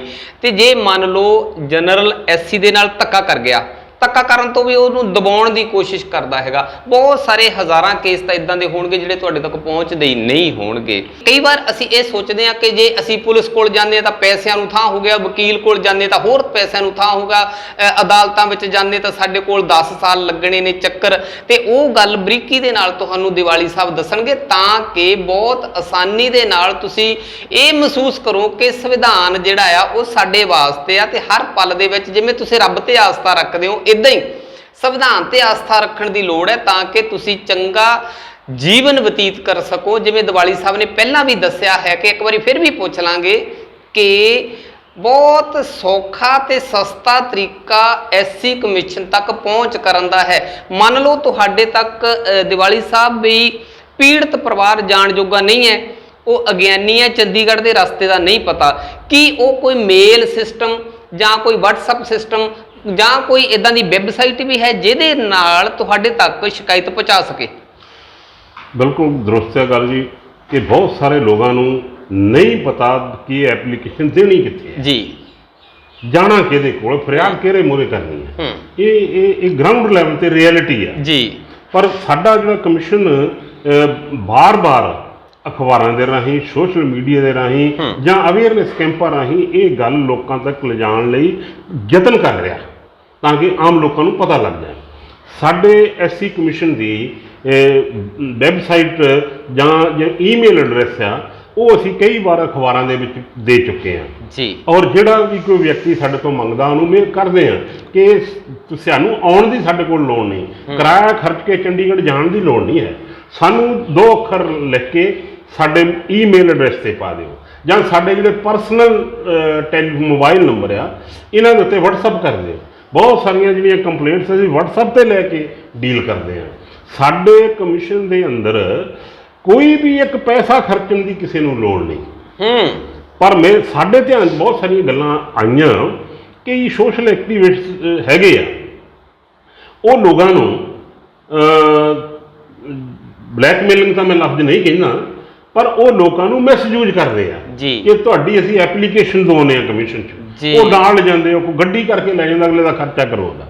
ਪਰ ਅਸੀਂ ਕਹਿੰਦੇ ਨਹੀਂ, ਕੋਈ ਤੁਸੀਂ ਸਾਨੂੰ ਡਾਕ ਤੇ ਹੀ ਪਾ ਦਿਓ, ਨਹੀਂ ਤੇ ਸਾਡੇ ਨਾਲ ਸੰਪਰਕ ਕਰੋ, ਅਸੀਂ ਤੁਹਾਨੂੰ ਕਹਿੰਦੇ ਫਲਾਣੇ ਥਾਂ ਸਾਡਾ ਬੰਦਾ ਆ ਬੈਠਾ, ਉਹਨੂੰ ਦੇ ਦਿਓ, ਸਾਡੇ ਕੋਲ ਪਹੁੰਚਾ ਦੇਊਗਾ। ਇਹ ਸਭ ਤੋਂ ਸੌਖਾ ਤੇ ਸਭ ਤੋਂ ਸਸਤਾ ਜਿਹੜਾ ਨਿਆਂ ਲੈਣ ਲਈ ਕਮਿਸ਼ਨ ਦਾ ਰਸਤਾ ਹੈ। ਜੇ ਲੋਕ ਸਹੀ ਢੰਗ ਦੇ ਨਾਲ ਸਾਡੇ ਕੋਲ ਅਪਰੋਚ ਕਰ ਲੈਣ ਤਾਂ। ਤੇ ਇੱਥੇ ਜਿਹੜਾ ਤੁਸੀਂ ਦੱਸਿਆ ਵੀ ਜਨਰਲ ਵਰਗ ਦਾ ਜਿਹੜਾ ਵਿਅਕਤੀ ਜਦੋਂ ਕੋਈ ਵਿਤਕਰਾ ਕਰਦਾ ਆ ਜਾਂ ਉਹ ਤੁਹਾਡੇ ਅਧਿਕਾਰ ਖੋਹਦਾ, ਤੇ ਫਿਰ ਕਮਿਸ਼ਨ ਦੀ ਇਹ ਡਿਊਟੀ ਬਣਦੀ ਆ ਕਿ ਉਸ ਵਿਅਕਤੀ ਨੂੰ ਪੂਰੀ ਤਰ੍ਹਾਂ ਨੱਥ ਪਾਈ ਜਾਵੇ। ਅਸੀਂ ਜਿੰਨੀ ਦੇਰ ਤੱਕ ਉਹਦੇ ਖਿਲਾਫ ਕਾਰਵਾਈ ਨਹੀਂ ਹੋ ਜਾਂਦੀ, FIR ਦਰਜ ਨਹੀਂ ਹੋ ਜਾਂਦੀ, ਚਲਾਨ ਕੋਰਟ 'ਤੇ ਨਹੀਂ ਚਲੇ ਜਾਂਦਾ, ਕਮਿਸ਼ਨ ਉਨੀ ਦੇਰ ਤੱਕ ਉਹਦਾ ਪਿੱਛਾ ਨਹੀਂ ਛੱਡਦਾ। ਔਰ ਜਿਹੜੇ ਆਫੀਸਰ ਵੀ ਹੈਗੇ ਆ ਜਿਹੜੀਆਂ ਏਜੰਸੀ ਸਰਕਾਰ ਦੀਆਂ ਏਜੰਸੀਜ਼ ਆ ਉਹਨਾਂ ਨੂੰ ਡੀਲ ਕਰਦੀਆਂ ਨੇ ਕੰਪਲੇਂਟਸ ਨੂੰ, ਕਿਉਂਕਿ ਕਮਿਸ਼ਨ ਜਿਹੜਾ ਆ ਆਪ ਖੁਦ ਇਨਕੁਆਰੀ ਘੱਟ ਕਰਦਾ, ਬਹੁਤ ਕਿਤੇ ਹੀ ਸਾਨੂੰ ਲੋੜ ਪੈਂਦੀ ਆ, ਕਿਉਂਕਿ ਐਕਟ ਦੇ ਵਿੱਚ ਇਹ ਹੈ ਕਿ ਜਿਹੜੇ ਕਮਿਸ਼ਨ ਨੇ ਜਿਹੜੀਆਂ ਸਰਕਾਰ ਦੀਆਂ ਏਜੰਸੀਆਂ ਬਣੀਆਂ ਇਨਕੁਆਰੀ ਉਹਨਾਂ ਨੂੰ ਪੜਤਾਲ ਲਈ ਐਪਲੀਕੇਸ਼ਨ ਭੇਜਣੀ ਆ। ਇਸ ਵਾਸਤੇ ਅਸੀਂ ਜਿਸ ਵੀ ਡਿਪਾਰਟਮੈਂਟ ਨਾਲ ਸੰਬੰਧਿਤ ਹੋਵੇ, ਜੇ ਪੁਲਿਸ ਨਾਲ ਹੋਵੇ ਤਾਂ ਐਸਐਸਪੀ ਨੂੰ, ਜੇ ਜਨਰਲ ਪ੍ਰਸ਼ਾਸਨ ਨਾਲ ਹੋਵੇ ਤਾਂ ਡੀਸੀ ਨੂੰ, ਜਾਂ ਕਿਸੇ ਹੋਰ ਡਿਪਾਰਟਮੈਂਟ ਨਾਲ ਸੰਬੰਧਿਤ ਹੋਵੇ ਤਾਂ ਉਸ ਡਿਪਾਰਟਮੈਂਟ ਦੇ ਹੈੱਡ ਨੂੰ ਉਹ ਕੰਪਲੇਂਟ ਭੇਜ ਕੇ ਅਸੀਂ ਰਿਪੋਰਟ ਲੈਂਦੇ ਪਹਿਲਾਂ। ਰਿਪੋਰਟ ਲੈਣ ਤੋਂ ਬਾਅਦ ਫਿਰ ਅਸੀਂ ਜਿਹੜਾ ਕੰਪਲੇਨੈਂਟ ਆ ਫਿਰ ਉਹਦੇ ਤੋਂ ਅਸੀਂ ਐਪਲੀਕੇਸ਼ਨ ਲੈਂਦੇ ਆ ਕਿ ਤੂੰ ਆਪਣਾ ਪ੍ਰਤੀਕਰਮ ਦੇ ਕਿ ਇਹ ਰਿਪੋਰਟ ਠੀਕ ਆ ਜਾਂ ਇਹ ਰਿਪੋਰਟ ਗਲਤ ਆ। ਜੇ ਗਲਤ ਆ ਤਾਂ ਕਿਹੜੇ ਪੁਆਇੰਟ ਤੋਂ ਗਲਤ ਆ, ਫਿਰ ਅਸੀਂ ਉਹੀ ਪੁਆਇੰਟ ਲੈ ਕੇ ਫਿਰ ਅਸੀਂ ਉਸ ਡਿਪਾਰਟਮੈਂਟ ਨੂੰ ਸੱਦਦੇ ਆ, ਉਹਦਾ ਜਿਹੜਾ ਜ਼ਿੰਮੇਵਾਰ ਅਧਿਕਾਰੀ ਆ ਉਹਨੂੰ ਅਸੀਂ ਕਮਿਸ਼ਨ 'ਚ ਤਲਬ ਕਰਦੇ ਆ ਜੀ। ਫਿਰ ਉਹਨੂੰ ਸਾਹਮਣੇ ਬਿਠਾ ਕੇ ਪੁੱਛਦੇ ਵੀ ਆਹ ਦੱਸੋ, ਇਹਦਾ ਜਵਾਬ ਦਿਓ ਜੀ। ਇਸ ਵਾਸਤੇ ਮੈਂ ਇਹ ਸਮਝਦਾ ਕਿ ਜੇ ਲੋਕਾਂ ਨੂੰ ਠੀਕ ਢੰਗ ਨਾਲ ਸਾਡੇ ਕੋਲ ਅਪਰੋਚ ਕਰਨ ਦੀ ਜਾਣਕਾਰੀ ਮਿਲ ਜਾਏ ਤਾਂ ਇਹ ਬਹੁਤ ਸਾਰੇ ਵਿਤਕਰੇ ਜਿਹੜੇ ਆ, ਬਹੁਤ ਸਾਰੇ ਅਨਿਆਏ ਜਿਹੜੇ ਹੋ ਰਹੇ ਆ, ਇਹਨਾਂ ਨੂੰ ਠੱਲ ਪਾਈ ਜਾ ਸਕਦੀ। ਅੱਜ ਫਿਰ ਵੀ ਅਸੀਂ ਪਹਿਲਾਂ ਵਾਂਗਰ ਹੀ ਗੁਲਾਮੀ ਵਾਲੀ ਜ਼ਿੰਦਗੀ ਜਾਂ ਅੱਜ ਵੀ ਅਤਿਆਚਾਰਾਂ ਵਾਲੀ ਜ਼ਿੰਦਗੀ ਬਤੀਤ ਕਰਦੇ ਹੋਈਏ ਤਾਂ ਇੱਥੇ ਕਿਤੇ ਨਾ ਕਿਤੇ ਸਾਡਾ ਆਪਣਾ ਕਸੂਰ ਸਾਡੇ ਸਾਹਮਣੇ ਆਉਂਦਾ, ਕਿਉਂਕਿ ਅਸੀਂ ਜਾਗਰੂਕ ਨਹੀਂ ਹੋਣ ਦੀ ਕੋਸ਼ਿਸ਼ ਕਰਦੇ। ਸਿਰਫ ਤੇ ਸਿਰਫ ਲੀਡਰਾਂ ਮਗਰ ਲੱਗ ਕੇ ਅਸੀਂ ਕਾਫਲਿਆਂ ਦੇ ਰੂਪ ਦੇ ਵਿੱਚ, ਸਿਰਫ ਵੋਟਾਂ ਦੇ ਰੂਪ ਦੇ ਵਿੱਚ ਜਾਂ ਕਿਸੇ ਇੱਕ ਦੇ ਡਿਪੈਂਡ ਹੋ ਕੇ, ਗੁਲਾਮ ਹੋ ਕੇ ਅਸੀਂ ਸੋਚਦੇ ਹਾਂ ਵੀ ਜਾਂ ਐਮਐਲਏ ਜਾਂ ਐਮਪੀ ਜਾਂ ਉਹਦਾ ਕੋਈ ਚਹੇਤਾ ਜਿਹੜਾ ਹੈਗਾ ਉਹ ਤੋਂ ਬਗੈਰ ਅਸੀਂ ਥਾਣੇ ਨਹੀਂ ਜਾ ਸਕਦੇ।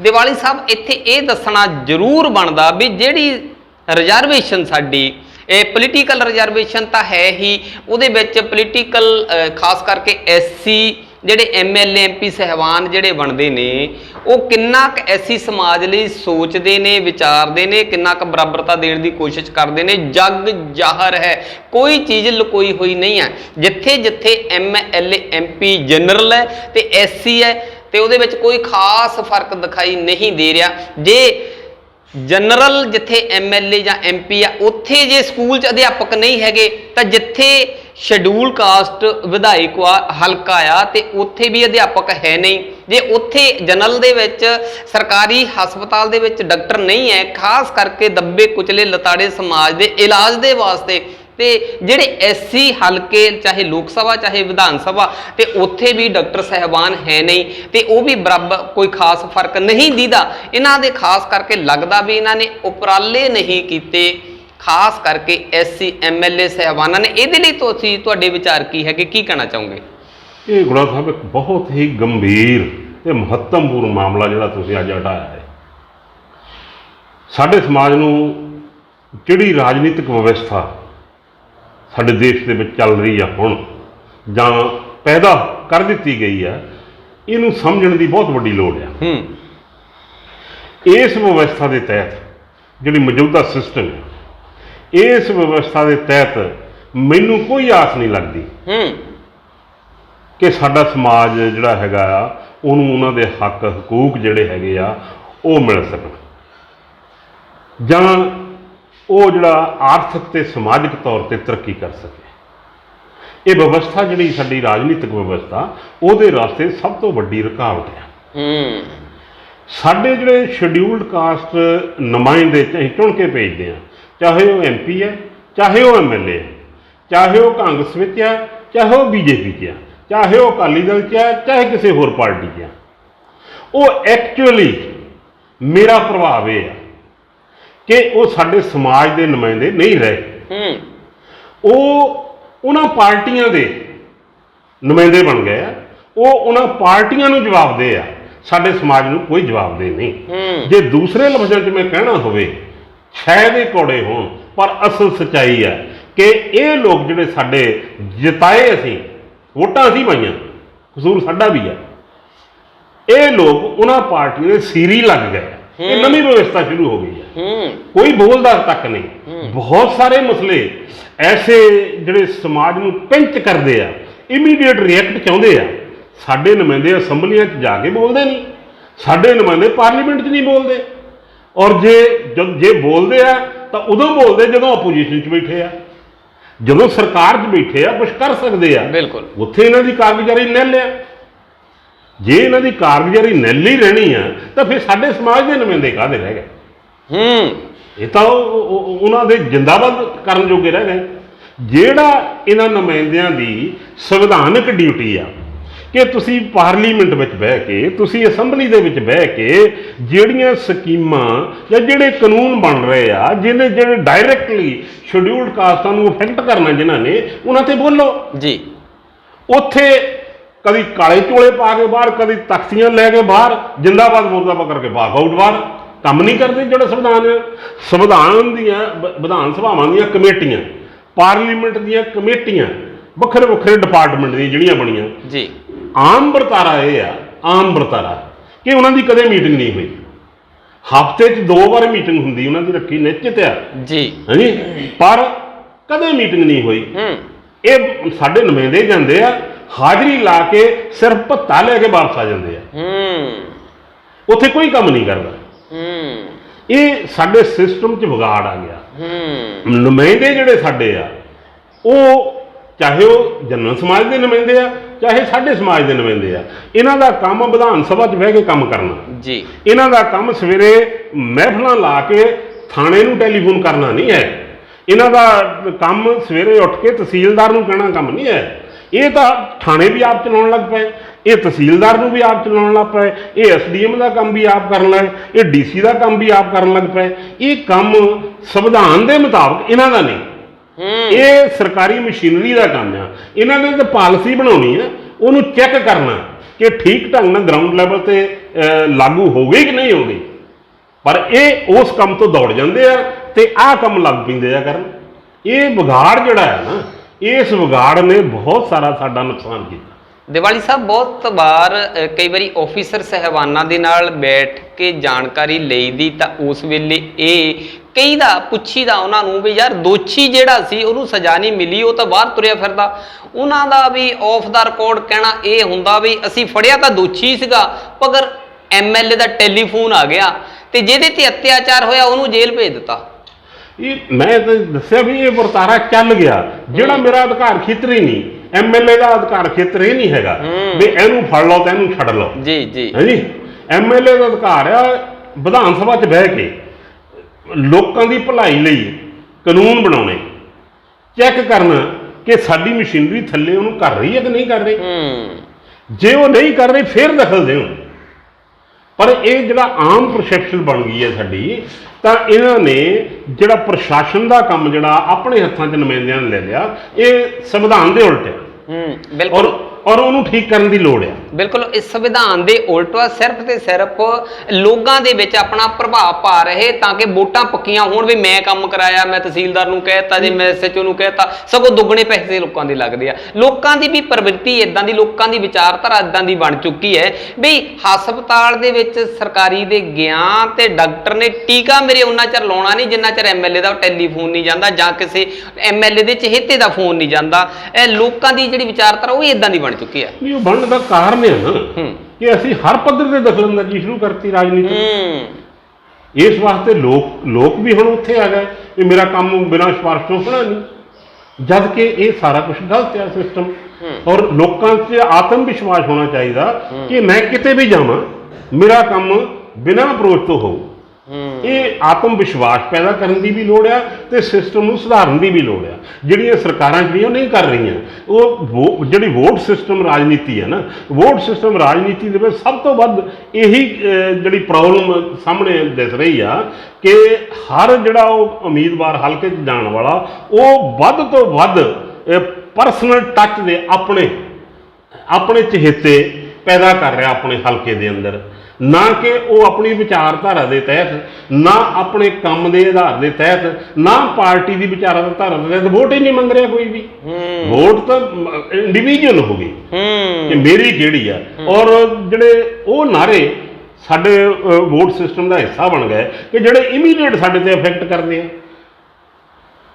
ਆਟਾ ਦਾਲ ਦੀ ਸਕੀਮ ਹੀ ਆ, ਸਾਡੇ ਲੋਕ ਵਿਹਲੇ ਕਰਤੇ ਔਰ ਲੋਕ ਸੋਚਦੇ ਆ ਕਿ ਸਾਨੂੰ ਆਟਾ ਮਿਲ ਗਿਆ, ਸਾਨੂੰ ਦਾਲ ਮਿਲ ਗਈ। ਪਰ ਇਹਦੀ ਬਜਾਏ ਜੇ ਸਾਡੇ ਲੋਕ ਇਹ ਕਹਿਣ ਵੀ ਸਾਨੂੰ ਨਹੀਂ ਆਟਾ ਦਾਣ ਦੀ ਲੋੜ, ਸਾਨੂੰ ਦਿਓ ਰੁਜ਼ਗਾਰ, ਉਹ ਸਾਡਾ ਰਾਈਟ ਆ, ਰਾਈਟ ਟੂ ਵਰਕ ਸਾਡੇ ਸੰਵਿਧਾਨ 'ਚ ਦਾਖਲ ਆ, ਪਰ ਉਹ ਕੋਈ ਮੰਗਦਾ ਨਹੀਂ, ਨਾ ਉਹ ਕੋਈ ਦੇਣ ਲਈ ਤਿਆਰ ਹੈ। ਅਸੀਂ ਕਹਿੰਦੇ ਆਟਾ ਦਾਲ ਸਾਨੂੰ ਦੇ ਜਾਓ।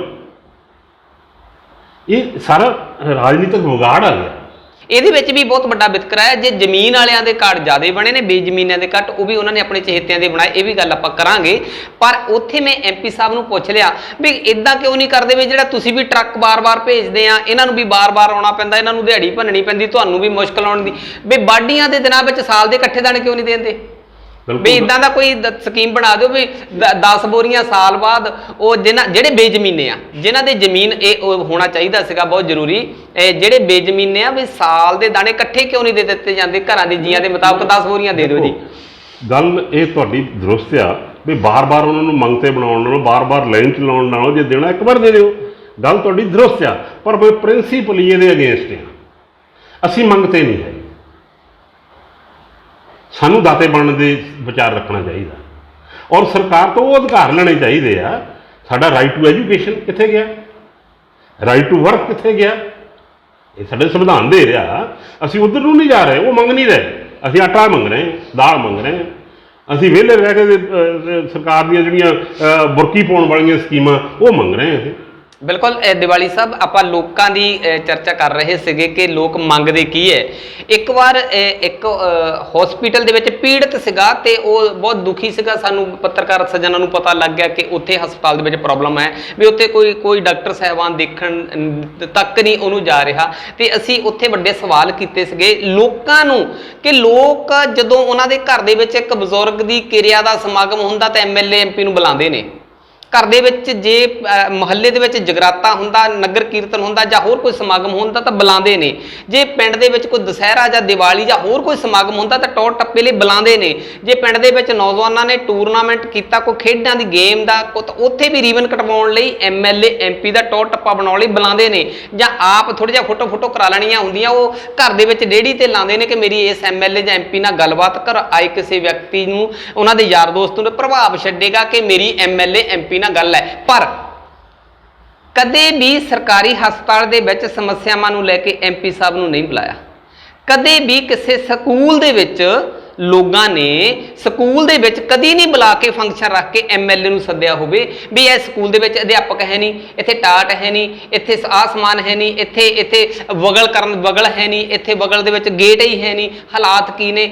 ਇਸੇ ਕਰਕੇ ਮੈਨੂੰ ਵੀ ਲੱਗਦਾ ਕਿ ਇਹ ਜਿਹੜਾ ਸਰਕਾਰੀ ਅਦਾਰਿਆਂ ਦਾ ਪੱਠਾ ਇਸੇ ਕਰਕੇ ਬੈਠਿਆ, ਲੋਕਾਂ ਨੇ ਧਿਆਨ ਨਹੀਂ ਦਿੱਤਾ। ਇਹਦੇ ਲਈ ਤੁਸੀਂ ਲੋਕਾਂ ਨੂੰ ਅਵੇਅਰ ਕਰਨ ਲਈ ਕੀ ਕਹਿਣਾ ਚਾਹੋਗੇ? ਮੈਂ ਇਹ ਕਹਿਣਾ ਚਾਹੁੰਦਾ ਲੋਕਾਂ ਨੂੰ ਕਿ ਜਿੱਥੇ ਤੁਸੀਂ ਆਪਣੇ ਪਰਸਨਲ ਤੌਰ ਟੱਪੇ ਦੇ ਲਈ ਇਹ ਗੱਲਾਂ ਤੁਸੀਂ ਕਰ ਰਹੇ ਜਿਹੜੀਆਂ ਤੁਸੀਂ ਕਹੀਆਂ, ਉੱਥੇ ਲੋਕਾਂ ਨੂੰ ਸਮੂਹਿਕ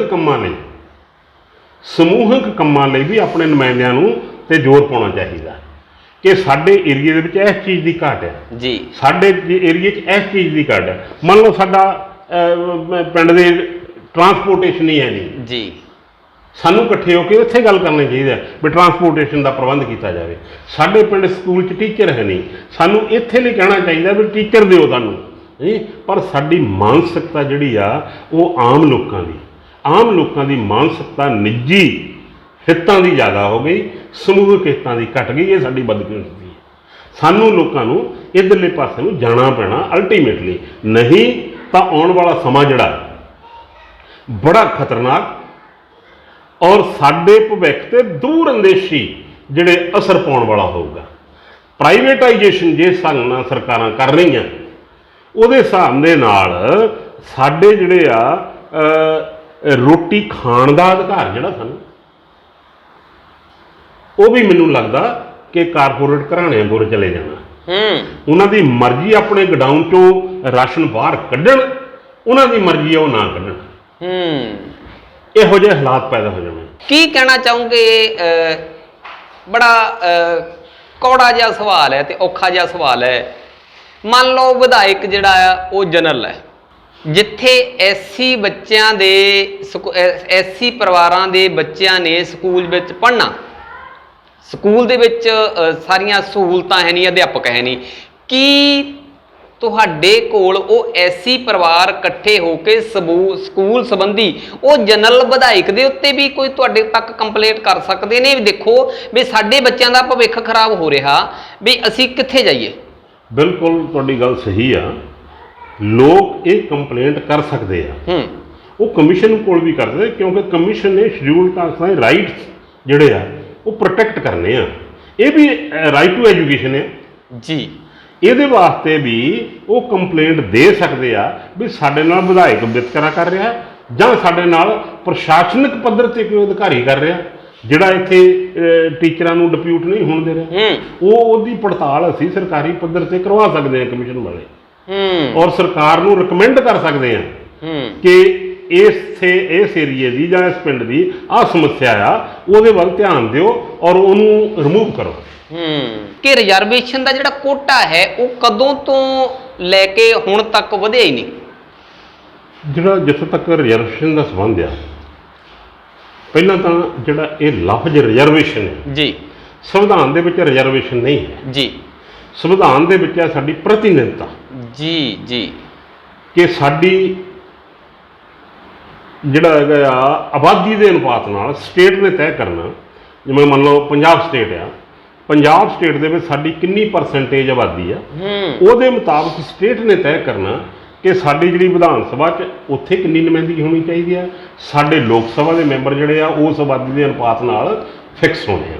ਇਸੇ ਤਰ੍ਹਾਂ ਜਿਹੜੀ ਸਰਕਾਰੀ ਨੌਕਰੀਆਂ ਜਾਂ ਅਰਧ ਸਰਕਾਰੀ ਨੌਕਰੀਆਂ ਆ, ਉਹਨਾਂ ਦੇ ਵਿੱਚ ਵੀ ਜਿਹੜੀ ਪ੍ਰਤੀਨਿਧਤਾ ਆਬਾਦੀ ਦੇ ਅਨੁਪਾਤ ਨਾਲ ਦੇਣੀ ਹੈ। ਪਰ ਇੱਥੇ ਵੀ ਪਿਛਲੇ 47 ਸਾਲ ਤੋਂ ਪੰਜਾਬ ਦੇ ਵਿੱਚ ਕਿਸੇ ਨੇ ਇਸ ਪਾਸੇ ਕਿਸੇ ਵੀ ਸਰਕਾਰ ਨੇ ਧਿਆਨ ਨਹੀਂ ਦਿੱਤਾ ਜੀ। ਐਸਸੀ ਕਮਿਸ਼ਨ ਨੇ ਪਿਛਲੇ ਮਹੀਨੇ ਇਸ ਸਬਜੈਕਟ ਦੇ ਉੱਤੇ ਸਰਕਾਰ ਨੂੰ ਚਿੱਠੀ ਲਿਖੀ ਹੈ ਜੀ ਕਿ 1971 ਦੀ ਮਰਦਮਸ਼ੁਮਾਰੀ ਤੋਂ ਬਾਅਦ ਸਰਕਾਰ ਨੇ ਇੱਕ ਲੈਟਰ ਕੱਢਿਆ ਸੀ 1974 'ਚ। ਉਹਦੇ ਮੁਤਾਬਕ ਜਿਹੜੀ ਸਾਡੀ ਆਬਾਦੀ ਦੇ ਅਨੁਪਾਤ ਨਾਲ ਉਸ ਵੇਲੇ ਸੀ 25% ਜਿਹੜੀ ਕੋਟਾ ਨਿਰਧਾਰਿਤ ਕਰਤਾ ਹੈ। ਪਰ ਉਸ ਤੋਂ ਬਾਅਦ 71 ਤੋਂ ਬਾਅਦ 1981 ਨਿਕਲ ਗਿਆ, 81 ਤੋਂ 91 ਨਿਕਲ ਗਿਆ, 2001 ਨਿਕਲ ਗਿਆ, 2011 ਨਿਕਲ ਗਿਆ, 40 ਸਾਲ ਹੋ ਗਏ। ਹੁਣ ਫੇਰ ਡਿਊ ਆ ਮਰਦਮਸ਼ੁਮਾਰੀ 21 ਦੇ ਵਿੱਚ, ਬਿਲਕੁਲ 21 ਵਾਲੀ। ਹਾਂਜੀ, ਪਰ ਉਸ ਤੋਂ ਬਾਅਦ ਕਿਸੇ ਸਰਕਾਰ ਨੇ ਰਿਵਿਊ ਨਹੀਂ ਕੀਤਾ ਵੀ ਹੁਣ ਆਬਾਦੀ ਇੰਨੀ ਹੋ ਗਈ ਹੈ ਤੇ ਹੁਣ ਇੰਨੀ ਇਹਨਾਂ ਦੀ ਪ੍ਰਤੀਨਿਧਤਾ ਇਹਨਾਂ ਨੂੰ ਦੇਣੀ ਹੈ। 47 ਸਾਲ ਤੱਕ ਨਾ ਸਾਡੇ ਕਿਸੇ ਸ਼ਡਿਊਲ ਕਾਸਟ ਨੁਮਾਇੰਦੇ ਨੇ ਇਹ ਮੁੱਦਾ ਉਠਾਇਆ ਤੇ ਨਾ ਸਰਕਾਰ ਨੇ ਇਹ ਉਠਾਇਆ। ਹੁਣ ਅਸੀਂ ਕਮਿਸ਼ਨ ਵੱਲੋਂ ਇਹ ਮੁੱਦਾ ਉਠਾ ਲਿਆ ਜੀ। ਮੈਂ ਇਹਦੇ 'ਚ ਅੰਕੜੇ ਪੇਸ਼ ਕਰਨਾ ਚਾਹੁੰਦਾ ਕੁਛ, ਤਾਂ ਕਿ ਲੋਕਾਂ ਅਵੇਅਰਨੈਸ ਚਲੇ ਜਾਏ, ਅਵੇਅਰਨੈਸ ਹੋ ਜਾਏ ਲੋਕਾਂ ਨੂੰ। ਉਹ ਇਹ ਹੈ ਕਿ ਜਦੋਂ ਦੇਸ਼ ਆਜ਼ਾਦ ਹੋਇਆ 1949 ਦੇ ਵਿੱਚ ਸਰਕਾਰ ਨੇ ਇੱਕ ਪੱਤਰ ਕੱਢਿਆ। ਉਹਨੇ ਇੱਧਰੋਂ ਉੱਧਰੋਂ ਅੰਕੜੇ ਇਕੱਠੇ ਕੀਤੇ ਕਿਉਂਕਿ ਉਦੋਂ ਮਰਦਮਸ਼ੁਮਾਰੀ ਨਹੀਂ ਸੀ ਹੋਈ। ਇੱਧਰੋਂ ਉੱਧਰੋਂ ਅੰਕੜੇ ਇਕੱਠੇ ਕਰਕੇ ਉਹਨੇ ਕਿਹਾ ਕਿ ਸ਼ਡਿਊਲਡ ਕਾਸਟਾਂ ਦੀ ਪੰਜਾਬ ਦੇ ਅੰਦਰ 15% ਆਬਾਦੀ ਆ ਜੀ, ਤੇ ਉਹਨਾਂ ਨੇ 15% ਜਿਹੜਾ ਆ ਸਾਡੀ ਪ੍ਰਤੀਨਿਧਤਾ ਫਿਕਸ ਕਰ ਦਿੱਤੀ ਨੌਕਰੀਆਂ ਦੇ ਵਿੱਚ, 15% ਹੀ ਵਿਧਾਨ ਸਭਾ ਦੇ ਵਿੱਚ। ਉਸ ਤੋਂ ਬਾਅਦ 51 ਦੇ ਵਿੱਚ ਮਰਦਮਸ਼ੁਮਾਰੀ ਹੋਈ। 51 ਦੇ ਵਿੱਚ ਸਾਡੀ ਆਬਾਦੀ ਵੱਧ ਕੇ 19% ਹੋ ਗਈ। ਤਾਂ ਇਹਨਾਂ ਨੇ ਉਸ ਤੋਂ ਬਾਅਦ ਇੱਕ ਪੱਤਰ ਜਾਰੀ ਕੀਤਾ 5-6 ਸਾਲ ਬਾਅਦ ਵੀ ਇਹਨਾਂ ਦੀ ਹੁਣ 19% ਹੋ ਗਈ ਆ, ਇਹਨਾਂ ਨੂੰ 19% ਦੇ ਦਿੱਤੀ ਜਾਵੇ। 19% ਹੋ ਗਈ। ਉਸ ਤੋਂ ਬਾਅਦ 61 ਦੀ ਮਰਦਮਸ਼ੁਮਾਰੀ ਆ ਗਈ। ਇਹ 59 'ਚ ਪੱਤਰ ਕੱਢਿਆ, 51 'ਚ ਮਰਦਮਸ਼ੁਮਾਰੀ ਹੋਈ, 59 ਦੇ ਵਿੱਚ ਪੱਤਰ ਕੱਢ ਕੇ ਸਾਡੀ 19% ਕਰਤੀ। 61 ਦੇ ਵਿੱਚ ਮਰਦਮਸ਼ੁਮਾਰੀ ਹੋਈ ਤਾਂ ਉਹਦਾ ਪੱਤਰ 63 'ਚ ਕੱਢਿਆ ਜੀ। 63 'ਚ ਕੱਢ ਕੇ ਸਾਡੀ ਉਹ ਜਿਹੜੀ ਹੈਗੀ ਆ ਪ੍ਰਤੀਨਿਧਤਾ 20% ਕਰਤੀ ਜੀ। ਉਸ ਤੋਂ ਬਾਅਦ 1971 ਦੀ ਮਰਦਮਸ਼ੁਮਾਰੀ ਦੇ ਅੰਕੜਿਆਂ ਦੇ ਮੁਤਾਬਕ ਸਾਡੀ ਜਿਹੜੀ ਆ ਉਹ 74 ਦੇ ਵਿੱਚ ਇਹਨਾਂ ਨੇ ਇੱਕ ਲੈਟਰ ਕੱਢਿਆ ਸਰਕਾਰ ਨੇ, ਤਾਂ ਸਾਡੀ ਨੋਟੀਫਿਕੇਸ਼ਨ ਕੀਤਾ ਜੋ ਤਾਂ ਸਾਡੀ ਆਬਾਦੀ ਦੇ ਅਨੁਪਾਤ ਦੇ ਨਾਲ 25% ਸਾਡੀ ਰਿਜ਼ਰਵੇਸ਼ਨ ਤੈਅ ਕਰ ਦਿੱਤੀ ਜੀ। ਉਸ ਤੋਂ ਬਾਅਦ 47 ਸਾਲ ਹੋ ਗਏ, ਮਰਦਮਸ਼ੁਮਾਰੀਆਂ ਕਈ ਲੰਘ ਗਈਆਂ। 2011 ਦੀ ਮਰਦਮਸ਼ੁਮਾਰੀ ਦੇ ਮੁਤਾਬਕ ਸਾਡੀ ਆਬਾਦੀ ਜਿਹੜੀ ਸੀਗੀ ਸ਼ਡਿਊਲਡ ਕਾਸਟਾਂ ਦੀ ਪੰਜਾਬ ਦੇ ਅੰਦਰ ਉਹ 32.96% ਹੋ ਗਈ। ਸਾਨੂੰ 33% ਰਿਜ਼ਰਵੇਸ਼ਨ ਚਾਹੀਦੀ ਸੀ, ਪਰ ਅੱਜ ਤੱਕ 25 ਹੈ। 33 ਕੀ ਨਹੀਂ ਕੀਤੀ। ਹੁਣ ਅਗਲੇ 10 ਸਾਲ ਹੋਰ ਲੰਘ ਗਏ। ਹੁਣ ਅਣਅਧਿਕਾਰਤ ਤੌਰ ਤੇ ਅੱਜ ਦੇ ਟਾਈਮ 'ਚ ਸ਼ਡਿਊਲਡ ਕਾਸਟਾਂ ਦੀ ਆਬਾਦੀ ਪੰਜਾਬ ਦੇ ਵਿੱਚ 36% ਤੋਂ ਉੱਪਰ ਆ। ਜੀ ਜੀ। ਤੇ ਹੁਣ ਸਾਨੂੰ 36% ਚਾਹੀਦਾ, ਪਰ ਸਾਨੂੰ 25 ਤੇ ਰੱਖਿਆ ਹੈ। 25 ਦੇ ਵਿੱਚ ਵੀ ਸਾਡੇ ਨਾਲ ਏਡਾ ਵੱਡਾ ਵਿਤਕਰਾ ਹੋ ਰਿਹਾ ਕਿ ਇਹ ਜਿਹੜੀਆਂ ਸਰਕਾਰੀ ਨੌਕਰੀਆਂ ਖਤਮ ਕਰਕੇ ਪ੍ਰਾਈਵੇਟ ਹੱਥਾਂ 'ਚ ਦੇ ਦਿਓ ਤਾਂ ਕਿ ਇਹ ਕਿਤੇ ਐਡਜਸਟ ਨਾ ਹੋ ਜਾਣ। ਪ੍ਰਾਈਵੇਟ ਜਿਹੜਾ ਸਿਸਟਮ ਆ ਉਹਦੇ ਵਿੱਚ ਕਿਤੇ ਵੀ ਇਹ ਲਾਗੂ ਨਹੀਂ ਹੈ। ਸਾਡਾ ਨੌਕਰੀ ਦਾ ਅਧਿਕਾਰ ਹੀ ਖੋ ਰਹੇ ਆ। ਜੇ ਕੋਈ ਲੱਗ ਗਿਆ ਆ ਗਿਆ, ਮੰਨ ਲਓ ਸਰਕਾਰ ਦੇ ਜਿਹੜਾ ਹੈਗਾ ਪ੍ਰੋਵੀਜ਼ਨ ਵਿਧਾਨ ਸਭਾ ਨੇ ਪਾਸ ਕੀਤਾ ਆ ਉਹ ਕਿ ਜਿਹੜੇ ਸਾਡੇ ਬੱਚੇ ਅਪੁਆਇੰਟਮੈਂਟ ਵੇਲੇ ਕਿਸੇ ਨੌਕਰੀ 'ਚ ਭਰਤੀ ਹੋਣ ਵੇਲੇ ਔਨ ਮੈਰਿਟ ਆਉਂਦੇ ਆ ਤੇ ਉਹ ਜਨਰਲ 'ਚ ਗਿਣੇ ਜਾਣੇ ਆ। ਬਿਲਕੁਲ। ਪਰ ਇੱਥੇ ਸਿਸਟਮ ਇਹੋ ਜਿਹਾ ਵਿਗੜ ਗਿਆ, ਉਹ ਸਾਡੇ ਨੁਮਾਇੰਦਿਆਂ ਦੀ ਜਿਹੜੇ ਸ਼ਡਿਊਲਡ ਕਾਸਟ ਨੁਮਾਇੰਦੇ ਉਹਨਾਂ ਦੀ ਨਲਾਇਕੀ ਦੇ ਕਾਰਨ ਜੀ ਇਹ ਸਿਸਟਮ ਇਹ ਹੋ ਗਿਆ ਕਿ ਉਹਨਾਂ ਨੂੰ ਰਿਜ਼ਰਵ ਨੌਕਰੀਆਂ ਦੇ ਰਹੇ, ਸਾਡਾ ਹੱਕ ਹੋ ਰਹੇ ਖਾ ਰਹੇ ਆ ਤਾਂ ਕਿ ਹੋਰ ਐਡਜਸਟ ਨਾ ਹੋ ਸਕੇ। ਜਦਕਿ ਅਸੂਲ ਦੇ ਮੁਤਾਬਕ, ਰੂਲਾਂ ਦੇ ਮੁਤਾਬਕ ਸਿਸਟਮ ਇਹ ਆ ਕਿ ਜਿਹੜਾ ਜਨਰਲ ਵਰਗ ਦਾ ਲਾਸਟ ਉਮੀਦਵਾਰ ਆ ਉਹਦੀ ਮੈਰਿਟ ਮੰਨ ਲਓ 50% ਤੇ ਆਉਂਦੀ ਹੈ ਜੀ। 50% ਤੋਂ ਥੱਲੇ ਜਾ ਕੇ ਸਾਡੀ ਰਿਜ਼ਰਵੇਸ਼ਨ ਚਾਲੂ ਹੋਣੀ ਹੈ, ਨਾ ਕਿ 50 ਤੋਂ ਉੱਪਰ। 50 ਤੋਂ ਉੱਪਰ ਜਿੰਨੇ ਵੀ ਸਾਡੇ ਮੈਰਿਟ ਤੇ ਆ ਗਏ ਉਹ ਜਨਰਲ ਗਿਣੇ ਜਾਣੇ। ਪਰ ਇਹ ਸਾਡੇ ਨੁਮਾਇੰਦੇ ਗੁੰਗੇ ਆ, ਬੋਲੇ ਆ, ਚੁੱਪ ਬੈਠੇ ਆ। ਸਿਰਫ ਉਹਨਾਂ ਨੂੰ ਲਾਲਚ ਇਹ ਆ ਕਿ ਜਦੋਂ ਮੈਂ ਵੋਟਾਂ ਲਈ ਜਾਣਾ ਤੇ ਹੋ ਸਕਦਾ ਜੇ ਮੈਂ ਇਸ ਇਸ਼ੂ ਨੂੰ ਚੱਕਾਂ ਤਾਂ ਮੈਨੂੰ ਜਨਰਲ ਦੇ ਲੋਕ ਜਿਹੜੇ ਆ ਉਹ ਸ਼ਾਇਦ ਵੋਟ ਨਾ ਕਰਨ। ਸਾਡੇ ਜਾਤੀ ਹਿੱਤ ਉਹ ਹਾਵੀ ਹੋ ਗਏ, ਜਮਾਤੀ ਹਿੱਤ ਅਸੀਂ ਪਿੱਛੇ ਛੱਡ ਲਏ। ਸਾਡਾ ਮੇਨ ਮਕਸਦ ਅੱਜ ਦੀਵਾਲੀ ਜੀ ਦੇ ਵਿਚਾਰ ਤੁਹਾਡੇ ਤੱਕ ਲੈ ਕੇ ਜਾਣ ਦਾ ਇਹ ਹੈ ਕਿ ਅਸੀਂ ਜਾਗਰੂਕ ਹੋ ਸਕੀਏ, ਪਤਾ ਲੱਗ ਸਕੇ ਕਿ ਸਾਡੇ ਹੱਕ ਕਿਵੇਂ, ਕਿੱਥੇ, ਕੌਣ ਖੋ ਰਿਹਾ। ਕਿਤੇ ਇਹ ਤਾਂ ਨਹੀਂ ਕਿ ਸਾਡੇ ਵੱਲੋਂ ਚੁਣੇ ਗਏ ਨੁਮਾਇੰਦੇ ਹੀ ਤਾਂ ਨਹੀਂ ਖੋ ਰਹੇ। ਇਹ ਗੱਲਾਂ ਦੇ ਵਿੱਚ, ਵਿਚਾਰਾਂ ਦੇ ਵਿੱਚ ਤੁਸੀਂ ਬਹੁਤ ਕੁਝ ਸਮਝ ਸਕੇ ਹੋਵੋਗੇ, ਸਮਝ ਚੁੱਕੇ ਹੋਵੋਗੇ।